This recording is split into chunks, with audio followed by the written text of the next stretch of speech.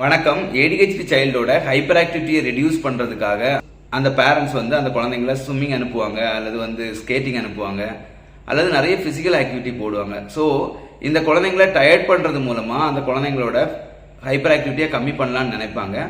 அந்த குழந்தைங்க ஈவினிங்ல கொஞ்சம் டயர்டா ஃபீல் பண்ணுவாங்க, ஹைப்பர் ஆக்டிவிட்டி கொஞ்சம் கம்மியா இருக்கும். ஆனா தூங்கி எந்திரிச்சாங்கன்னா மறுபடியும் அதே மாதிரி ஃபுல் ஃபோர்ஸ்ல அவங்க ஹைப்பரா இருப்பாங்க. ஸோ அந்த குழந்தைங்களோட எனர்ஜியை நாம கம்மி பண்ணா அவங்களோட ஹைப்பர் ஆக்டிவிட்டி குறையும் நம்ம நம்புறதுனால அவங்கள நம்ம டயர்ட் பண்றதுக்காக நம்ம நிறைய வேலை செய்யறோம். இந்த எனர்ஜி எங்க இருந்து வருதுன்னு கேட்டீங்கன்னா அவங்க பிரெயின்ல இருந்து டெவலப் ஆகுது. இந்த கமாண்ட், இந்த குழந்தைங்க ஹைப்பரா இருக்கிறதுக்கான காரணம் என்னன்னு கேட்டீங்கன்னா அவங்க பிரெயின்ல இருந்து கமாண்ட்ஸ் வந்துகிட்டே இருக்கு. ஸோ இந்த கமாண்ட்ஸ் வந்துகிட்டே இருக்கிறதுனால அவங்களால அமைதியா உட்கார முடியல. உதாரணமா சொல்லணும்னா ஒரு பொருள் எடுத்து அவங்க விளையாடிட்டு இருக்கிறாங்க, உடனே இன்னொரு பொருளை பார்க்குறாங்க, உடனே அந்த பக்கம் போகிறாங்க, அங்கே இருந்து இன்னொரு பொருளை பார்க்குறாங்க, உடனே அங்கே போகிறாங்க. இந்த மாதிரி அவங்க ஒரு இடத்துலேருந்து ஒரு இடம் போயிட்டே இருக்காங்க.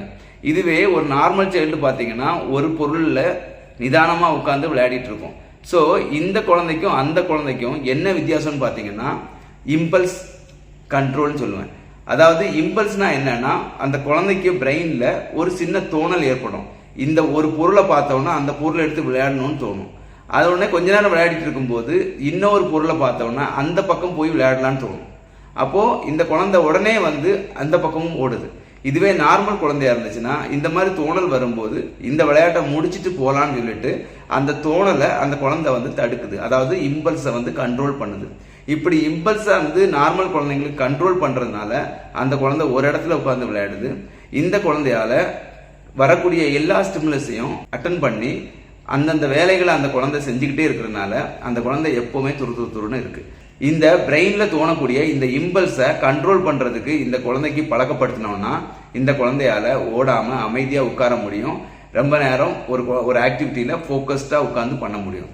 ஸோ குழந்தையோட இம்பல்ஸை நம்ம ஒர்க் பண்ணோம்னா இந்த குழந்தைகிட்ட நிறைய சேஞ்சஸ் வரும். இந்த குழந்தை ஹைப்பர் ஆக்டிவிட்டிலேருந்து வெளியே வருவாங்க. இந்த இம்பல்ஸ்ல ஒர்க் பண்ணாம நாம பிசிக்கல்ல ஒர்க் பண்ணோம்னா இந்த பிரெயின் இம்பல்ஸ் கொடுத்துக்கிட்டே இருக்கும். இந்த உடம்பு அந்த இம்பல்ஸுக்கு ரெஸ்பாண்ட் பண்ணிக்கிட்டே இருக்கும். ஸோ நாம இம்பல்ஸை கண்ட்ரோல் பண்ணோம்னா இந்த குழந்தையால அமைதியா உட்காந்து நார்மல் குழந்தை மாதிரி அவங்களோட ஆக்டிவிட்டியை பண்ண முடியும். ஹைப்பர் ஆக்டிவிட்டிலேருந்து வெளியே வருவாங்க. தேங்க்யூ.